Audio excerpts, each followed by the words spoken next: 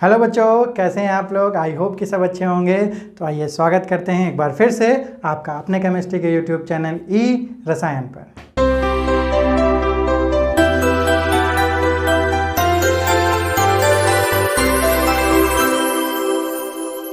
आज के सेशन में बच्चों हम लोग बहुत ही इंपॉर्टेंट टॉपिक के बारे में देखने वाले हैं, जो कि हमारा कॉमन आयन इफेक्ट। तो कॉमन आयन इफेक्ट हमारा मेनली जो कॉन्सेप्ट है बच्चों, ये हम लोग आज समझेंगे। और जो आगे आने वाले टॉपिक्स हैं हमारे आयनिक इक्विलिब्रियम में, उसके लिए भी हमें कॉमन आयन इफेक्ट की नीड होगी।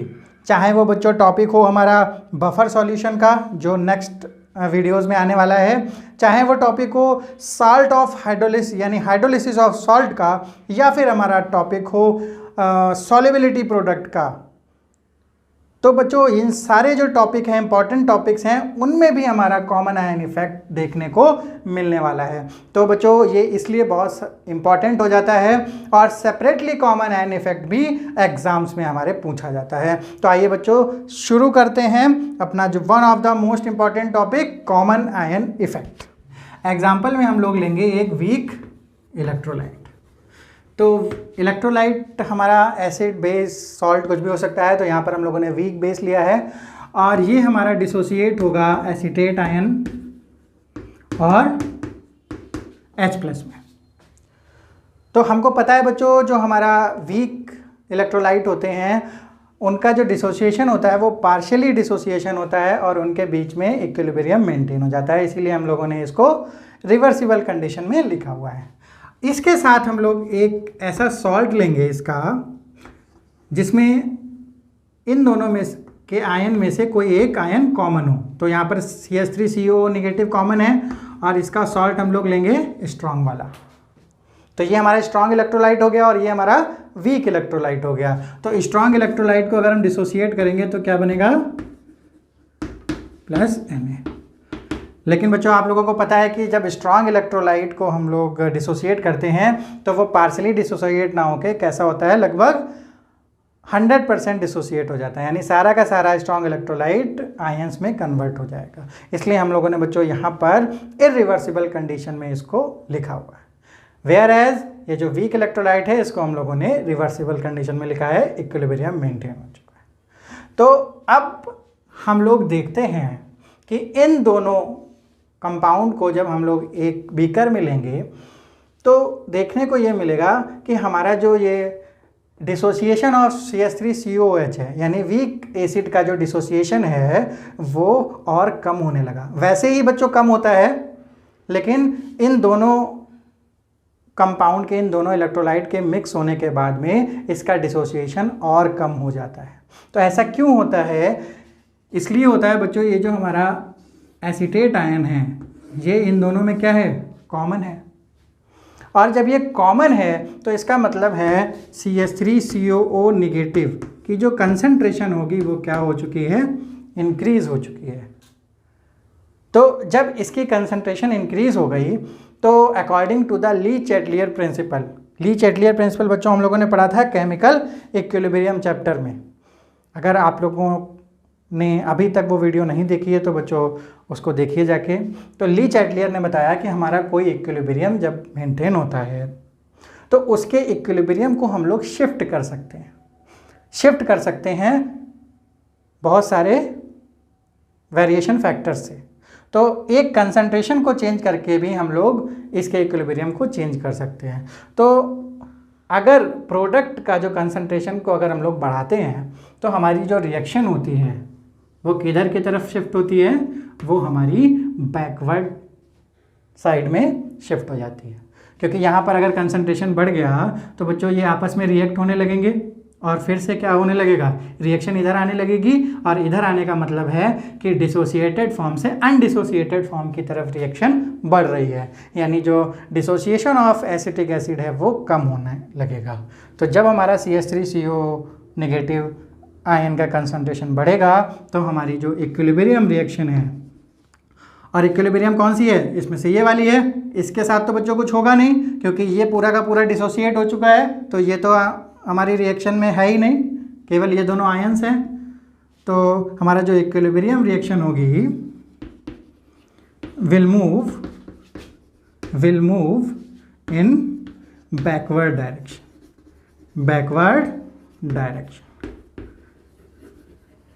according to Le Chatelier principle. तो बच्चों अगर ली-चैटलियर प्रिंसिपल के बारे में डिटेल में जानना है तो वहाँ पर हम लोगों ने उस पूरे वीडियो में डिटेलिंग की है ली-चैटलियर प्रिंसिपल के ऊपर। तो हम लोगों ने देखा कि कंसंट्रेशन अगर प्रोडक्ट का बढ़ जाता है तो रिएक्शन किधर मूव करती है, रिएक्टेंट की तरफ। अगर यहाँ पर कंसंट्रेशन कम हो जाता तो हमारी रिएक्शन मूव करती किधर, प्रोडक्ट की तरफ। तो हमारा जो कॉमन आयन इफेक्ट है वो भी बच्चों इसी के ऊपर है कि हमारा जो वीक इलेक्ट्रोलाइट है उसका डिसोसिएशन क्या हो जाता है, सप्रेस हो जाता है, कम हो जाता है। किसके इफेक्ट में, जब हम उसमें किसी स्ट्रॉन्ग इलेक्ट्रोलाइट को मिलाते हैं और उसमें कॉमन आयन इफेक्ट की वजह से उसका जो कंसंट्रेशन या डिसोसिएशन होता है वो बच्चों क्या होता है, सप्रेस हो जाता है। इसी इफेक्ट को हम लोग बोलते हैं कॉमन आयन इफेक्ट। तो एक और एग्जाम्पल से बच्चों हम लोग यहाँ समझेंगे। ये हम लोगों ने एग्जाम्पल से समझा जो कि हमारा वीक एसिड और उसका सॉल्ट था, स्ट्रॉन्ग सॉल्ट। तो अगर हम लोग यहाँ पर एक वीक बेस लेते हैं तो वीक बेस में भी इक्विलिब्रियम होगा NH4+ और OH नेगेटिव। और इसके साथ ही हम कोई स्ट्रॉन्ग इलेक्ट्रोलाइट लेते हैं जिसमें मान लेते हैं हम लोग NH4+ कॉमन है और यहाँ Cl ले लेते हैं। तो ये सॉल्ट है बच्चों, स्ट्रॉन्ग सॉल्ट, क्योंकि ये Cl जो है वो HCl से आया होगा जो कि स्ट्रॉन्ग एसिड है। तो अगर एक भी एसिड या फिर बेस किसी सॉल्ट में स्ट्रॉन्ग है तो वो पूरा का पूरा सॉल्ट स्ट्रॉन्ग होगा या फिर उसे स्ट्रॉन्ग इलेक्ट्रोलाइट बोलेंगे। तो ये बच्चों इरिवर्सिबली डिसोसिएट होगा किसमें, NH4 और Cl- में। तो इन दोनों का जब हम लोग कॉम्बिनेशन लेंगे तो हमारा क्या होगा, कॉमन आयन की वजह से NH4+ का कंसंट्रेशन इंक्रीज हो गया और इंक्रीज हुआ तो इसका मतलब है जो इक्विलिब्रियम रिएक्शन है ये किधर मूव करेगी, बैकवर्ड डायरेक्शन में। तो इसका मतलब है ये NH4OH ज़्यादा बनने लगेगा। तो इसका मतलब है कि इसका डिसोसिएशन कम हो जाएगा due to the common ion effect. लेते हैं बच्चों HCN ये वीक है तो हमारा क्या होगा, H+ और Cn नेगेटिव आयन में ब्रेक होगा। अब अगर हम लोग दूसरा भी HCl ले लेते हैं, यहाँ पर हम लोगों ने क्या किया, स्ट्रॉन्ग एसिड ले लिया, यहाँ पर वीक एसिड था। तो यहाँ पर क्या होगा, यहाँ पर H+ और Cl नेगेटिव। तो यहाँ पर हम लोगों ने एक वीक इलेक्ट्रोलाइट और वीक स्ट्रॉन्ग इलेक्ट्रोलाइट लिया। तो यहाँ पर भी हमारा क्या हुआ बच्चों, H+ का कंसंट्रेशन इंक्रीज हो गया। तो हमारी जो इक्विलिब्रियम रिएक्शन है वो किधर मूव करेगी, टुवर्ड्स HCN, यानी HCN का जो डिसोसिएशन होगा वो कम हो जाएगा due to the common ion effect. तो हमको कॉमन आयन इफेक्ट देखने के लिए जो हमारी कंडीशन है वो क्या होनी चाहिए, एक होना चाहिए हमारा वीक इलेक्ट्रोलाइट और प्लस क्या होना चाहिए, स्ट्रॉन्ग इलेक्ट्रोलाइट। पर वो जो स्ट्रॉन्ग इलेक्ट्रोलाइट हो उसमें क्या होना चाहिए, एक आयन, कॉमन आयन होना चाहिए, कॉमन आयन। तो ये कंडीशन अगर फॉलो होती है तो हमें देखने को मिलेगा क्या, कॉमन आयन इफेक्ट। सो बच्चों अगर हम लोग डेफिनेशन की बात करें, क्योंकि एकेडमिक्स में हम लोगों को एग्ज़ाम में डेफिनेशन भी लिखनी होती है, तो डेफिनेशन हम लोगों ने जो बात की थी वही हम लोगों ने यहाँ पर बच्चों रिटर्न में लिखा हुआ है कि the separation in the dissociation, यानी जो डिसोसिएशन हो रहा था हमारा वीक इलेक्ट्रोलाइट का, the separation in the dissociation of a weak electrolyte, तो उसमें क्या होता है, सप्रेस हो जाता है यानी लो हो जाता है dissociation by the addition of a strong electrolyte. यानी जब वीक इलेक्ट्रोलाइट में हम लोग स्ट्रॉन्ग इलेक्ट्रोलाइट मिला देते हैं, कैसा है strong electrolyte, having a common ion. Strong electrolyte वो जिसमें उस वीक इलेक्ट्रोलाइट का एक आयन कॉमन हो, तो हमारा जो डिसोसिएशन होता है वीक इलेक्ट्रोलाइट का वो क्या हो जाता है, सप्रेस हो जाता है, लो हो जाता है। उसी को हम लोग बोलते हैं कॉमन आयन इफेक्ट। तो बच्चों जल्दी से आप लोग इसको लिख सकते हैं तो याद भी रहेगा, और जो हमारे एकेडमिक्स के बच्चे हैं जो एग्ज़ाम देने वाले हैं अभी 11th का, उनके लिए भी बच्चों बहुत ही, उनके लिए भी बच्चों ये जो डेफिनेशन है बहुत ही इंपॉर्टेंट है। तो बच्चों अब देखते हैं हम लोग कुछ example related to common ion effect. तो यहाँ पर बच्चों हमारा जो क्वेश्चन दिया हुआ है द डिसोसिएशन कांस्टेंट, अच्छा डिसोसिएशन कांस्टेंट दिया हुआ है CH3COH का 1.8 इंटू 10⁻⁻5 और उसका इनिशियल कंसंट्रेशन भी दिया हुआ है 0.01 मोलर। पूछ रहे हैं कैलकुलेट एसीटेट आयन का कंसंट्रेशन, यानी इक्विलिब्रियम पर कंसंट्रेशन पूछ रहे हैं इन 0.1 m HCl सॉल्यूशन, यानी उसमें क्या HCl सॉल्यूशन भी मिक्स्ड है। तो हम लोग शुरू करते हैं वीक इलेक्ट्रोलाइट से। तो वीक इलेक्ट्रोलाइट हमारा इक्विलिब्रियम में पार्शली डिसोसिएट होता है इसमें। तो अब हम लोग बात करेंगे वो वाली जो हम लोगों ने सीखा था कहाँ, डिसोसिएशन या फिर डिग्री ऑफ डिसोसिएशन में, वही हम लोग यहाँ पर करने वाले हैं क्योंकि हमको डिसोसिएशन कांस्टेंट दिया हुआ है। तो बच्चों इनिशियल इसका अमाउंट क्या है 0.01 और इनिशियल इसका 0.0। और अगर हम लोग बात करें एट इक्विलिब्रियम पर तो हम लोग मान लेते हैं कि x अमाउंट इसका डिसोसिएट हो गया, क्योंकि यहाँ पर डिग्री ऑफ डिसोसिएशन की बात नहीं कर रहे हैं तो हम लोग इस x से ही काम चला लेंगे। अगर हमें डिग्री ऑफ डिसोसिएशन दिया होता बच्चों तो हम लोग यहाँ पर -C अल्फा लेते हैं। C मतलब ये जो हमारा इनिशियल कंसंट्रेशन है, अदरवाइज यहाँ पर हम लोग नॉर्मल डिसोसिएशन से भी काम चला सकते हैं। तो x अमाउंट यहाँ पर क्या होगा माइनस कर लिया, फिर स्टाइशियोमेट्री के अकॉर्डिंग यहाँ पर भी कितना आएगा x और यहाँ पर भी x। तो इक्विलिब्रियम पर ये सारी कंसंट्रेशंस आ गई हैं तीनों। लेकिन बच्चों प्रॉब्लम ये है कि यहाँ पर HCl भी मिक्स है।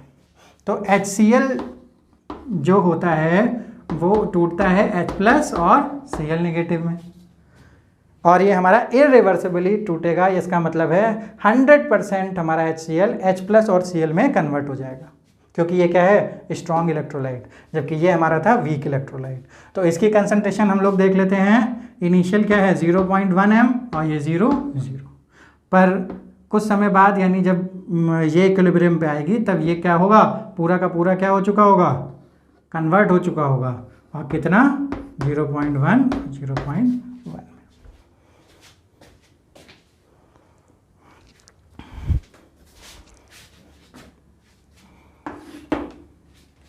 तो क्यों ऐसा हुआ बच्चों, क्योंकि ये हमारा स्ट्रॉन्ग इलेक्ट्रोलाइट है।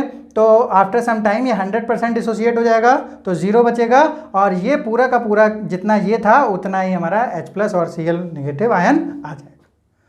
तो इसमें अगर हम लोग देखते हैं हमारा एसिड है तो Ka होगा, तो आ गया CH3CO नेगेटिव H+ और CH3COH, ऐसे ही निकलता है हमारा इक्विलिब्रियम कांस्टेंट।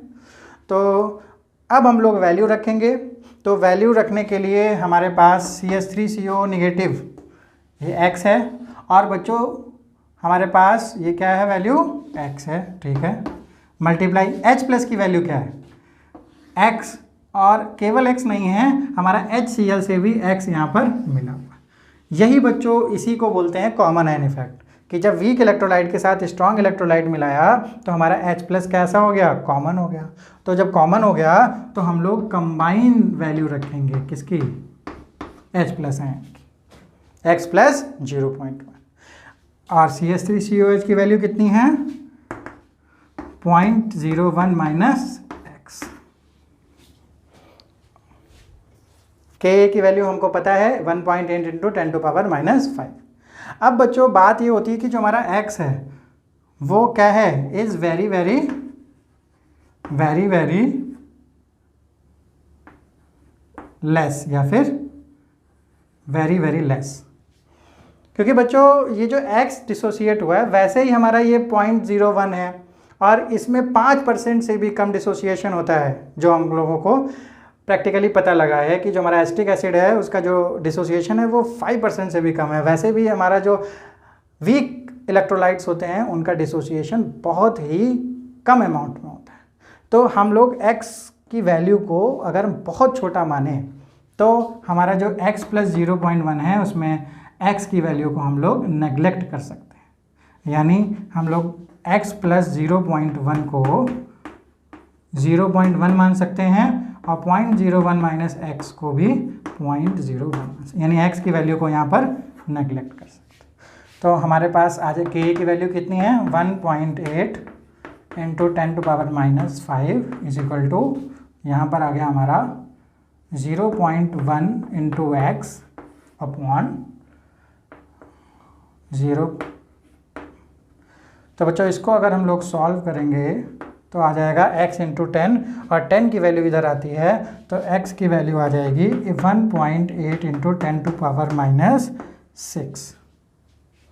ये हमारी कंसंट्रेशन आ गई किसकी, मोल पर लीटर।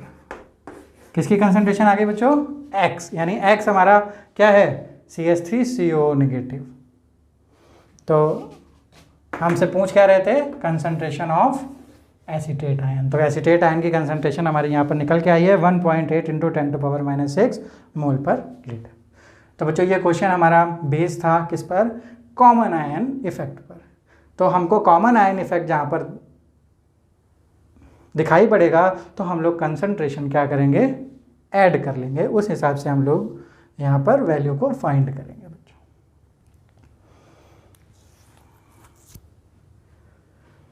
सो यहाँ पर नेक्स्ट क्वेश्चन आता है हमारा, which pair will show common ion effect. तो बच्चों 4 ऑप्शंस हमारे यहाँ पर गिवन हैं, तो चारों को हम लोगों ने थोड़ा सा डिस्टेंस पर लिखा हुआ है।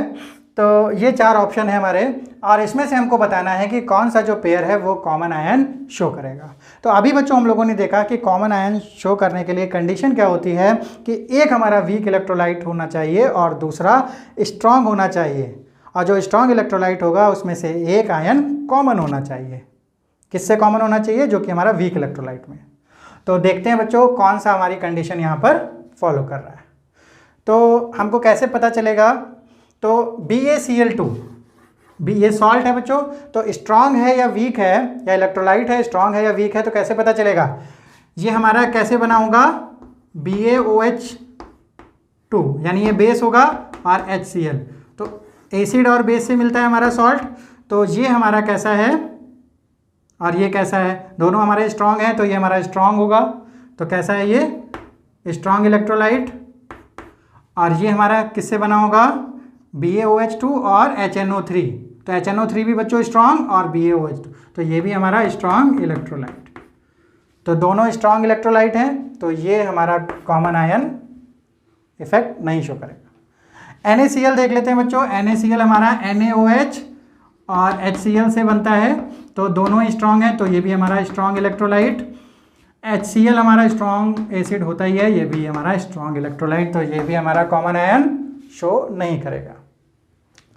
NH4OH बच्चों कैसा है हमारा, वीक बेस, तो हमारा हो गया वीक इलेक्ट्रोलाइट। और ये हमारा सॉल्ट है, तो सॉल्ट किससे बना होगा, NH4OH प्लस HCl हमारा स्ट्रॉन्ग एसिड, वीक बेस, तो हमारा कैसा हो गया, स्ट्रॉन्ग इलेक्ट्रोलाइट।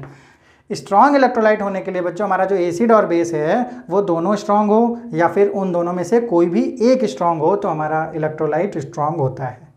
केवल वीक इलेक्ट्रोलाइट वो होता है जिसमें एसिड और बेस दोनों ही वीक हैं।